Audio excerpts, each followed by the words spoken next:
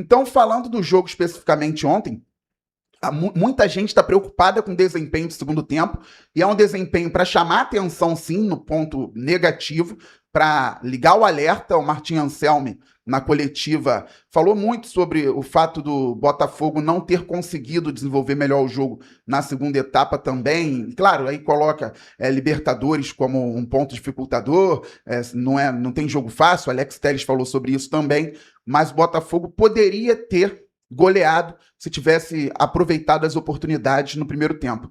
Eu me lembro aqui de pelo menos 5, 6 chances claras, 2 bolas na trave do Vitinho, uma do Barbosa, mais 2 chutes do Matheus Martins, 1 gol ele perdeu. E eu estive na coletiva ontem do Martim Anselmi, fez até a última pergunta para ele, nem pedi para o Joãozinho separar aqui, para a produção separar, porque a resposta foi mais superficial. Porque o Matheus Martins vem atacando a última linha muito bem, a gente vem falando isso aqui, vem conseguindo o espaço, que é o mais difícil talvez, e o time vem conseguindo dar as bolas para ele fazer o gol, para ele finalizar.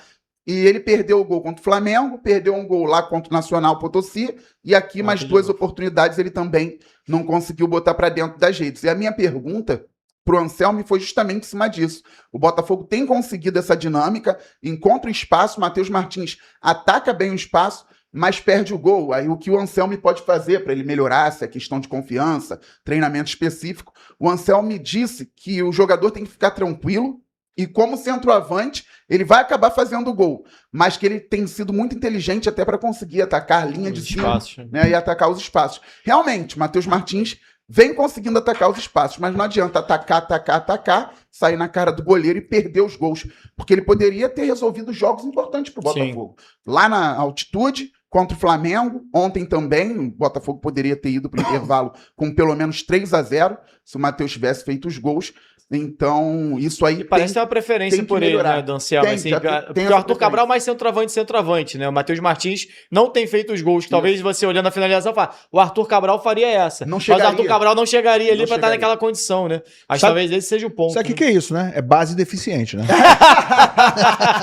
Essas crias de xerém, ó. Assim, ele foi formado como um ponta, né? Lá no Fluminense. O Matheus, e aqui no Botafogo agora, com o Anselmi encontrou esse posicionamento para ele, que parece muito bom, porque ele consegue atacar o espaço, e mesmo ao mesmo tempo não é tão bom assim, porque ele perde praticamente todas as chances. Ele fez o gol contra o Cruzeiro e depois não conseguiu fazer mais.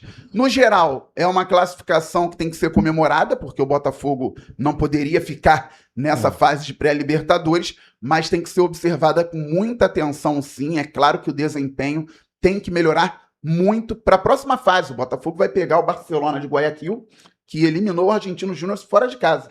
O Argentino Júnior tinha feito 1-0 em Guayaquil, e aí perdeu na Argentina por 1-0, e nos pênaltis o Barcelona passou. Então, na próxima fase, a partir da semana que vem, Botafogo e Barcelona, primeiro jogo em Guayaquil, e aí, claro, não dá para jogar como jogou o segundo tempo ontem. Quando que é o jogo? Senão vai ter problema. Se bem me lembro, quarta-feira, não sei se a Conmebol já definiu, mas começa na semana que vem. Primeiro no Equador, depois aqui. Se o Botafogo jogar como jogou o segundo tempo, vai ter muito problema. Se jogar como jogou o primeiro, aí tem que fazer os gols. Saudade do Papa, viu? O Papa tá aí, ó. Ele não me dá bola, mas eu gosto dele, cara. Ele tava chateado aqui, te elogiou horrores ontem. Você não me dá bola não, Papa. Você me dá o quê? Eu dou atenção, carinho, amizade. Você quer algo mais além disso? Companheirismo. Nada, não quero mais nada, fica tranquilo. O que o Papa falou do Ilan ontem? O Papa deu uma sacaneada, porque o Ilan não tá aqui. O que foi? O que ele falou? Eu não lembro, não sei se foi do Ilan ou do Fluminense. Pode ter sido do Fluminense. Ô, Papa, o que tá atrás de você aí que eu não tô entendendo, Papa? Porque eu tô sem óculos, né? Sabe que eu operei a vista, não tô enxergando direito aí. Não tem nada. Tem alguém atrás aí? O Papa ficou assustado ali, se tinha alguma coisa atrás dele. Não, pô. Ó, Everton Ribeiro.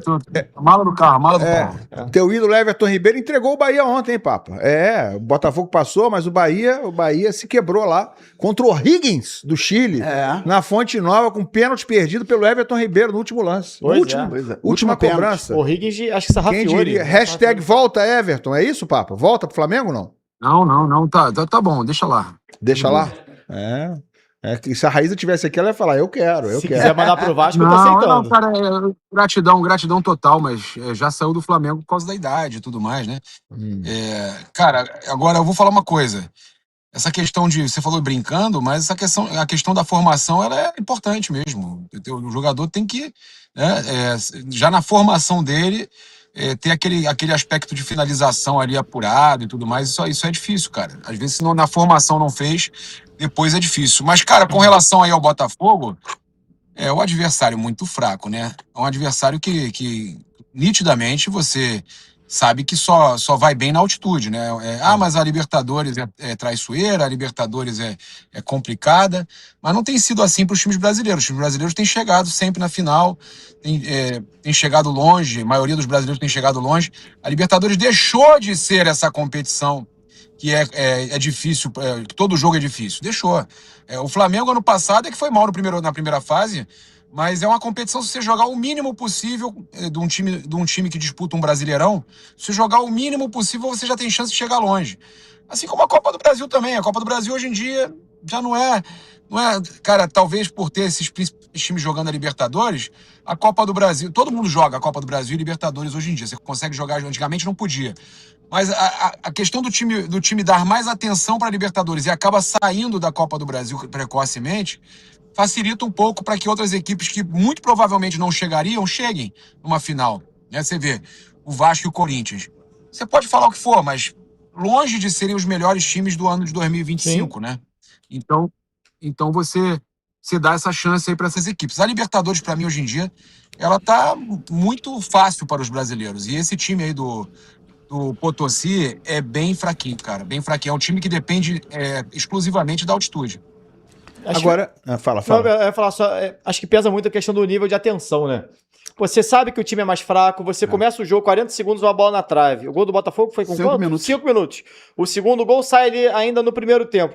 Acho que, assim, não é que é justificável, mas acho que é compreensível. O segundo tempo, o time tá ali, se a gente fizer o mínimo, a gente faz o terceiro. Esses caras não vão atacar. E aí é onde mora o perigo. É aí que você dá aquela relaxada, e aí tem uma bola na trave, que pode mudar o panorama do jogo, e o torcedor sente isso. O torcedor olha porque eu falo, os caras tão doidos pra dar aquela entregada, e aí tu fica naquela apreensão. Às vezes o próprio time, até você conseguir reconectar com o jogo, a coisa começa a desandar, um jogador reconecta, o outro não, o outro entra meio desligadão, e você corre um risco desnecessário. Assim, o Botafogo fez o dever de casa, fez bem, passou, construiu rápido o resultado. Acho que a maior preocupação, talvez... Fez bem o dever de casa, passou raspando, né? Assim, passou raspando. Fazendo o mínimo, né? Fez o dever de casa, é obrigação ali. A média para passar é 6, ele tirou 6.1, é isso. É isso. 6,5. Eu acho que o Botafogo fez o que a nossa preocupação, o nosso comentário que era, às vezes se o gol não sair no início, tem uma pressão maior em cima do Botafogo. Como saiu no início, acho que a própria falta de pressão em cima do Botafogo, interna mesmo, deu aquela relaxada que talvez não tivesse que ter. E aí acho que deu uma... Assim, não uma complicada pro Botafogo, mas poderia ter sido e deveria ter sido mais tranquilo do que foi. Bandeira, eu já vi boas atuações do Botafogo com o Anselmi. Boas mesmo nesse ano, né? Até já comentei isso aqui. Mas é um time que tá oscilando demais, né? Dá pra dizer... Estamos quase entrando em março. O Botafogo tá devendo na temporada, não tá? Tá devendo, tem que melhorar sim, só que eu já imaginava, até pelo tipo de trabalho do Anselmi, eu já esperava, eu lembro que falei lá no meu canal, quando ele foi anunciado, que eu não ficaria naquela cobrança exacerbada com o Anselmi, nem no primeiro semestre, independentemente de resultado e desempenho. É claro que ele pode ser criticado e tem que ser até pelo segundo tempo de ontem, como os jogadores também podem ser, mas é um trabalho que exige muito da absorção por parte dos jogadores. Ele tem que ter a didática dele, a dinâmica para passar o trabalho, porque é completamente diferente do que o Botafogo vinha fazendo, essa linha com 3 zagueiros. Ontem, por exemplo, eu esperava um adversário se defendendo muito com linha de 5 e o Botafogo tendo essa dificuldade para atacar. Me surpreendi com 40 segundos, quando eu vi que o Nacional Potosí estava tentando marcar um pouco mais acima e deu espaço para o Botafogo. E aí eu esperava um Botafogo avassalador no primeiro tempo, foi bem. E no segundo tempo eu esperava um Botafogo melhor, já tendo entendido tudo que o Potosí não conseguiria fazer, mesmo tentando jogar. E aí o Botafogo piorou. Quer dizer, além dessa oscilação, Ilan, na temporada tem oscilação dentro do próprio jogo.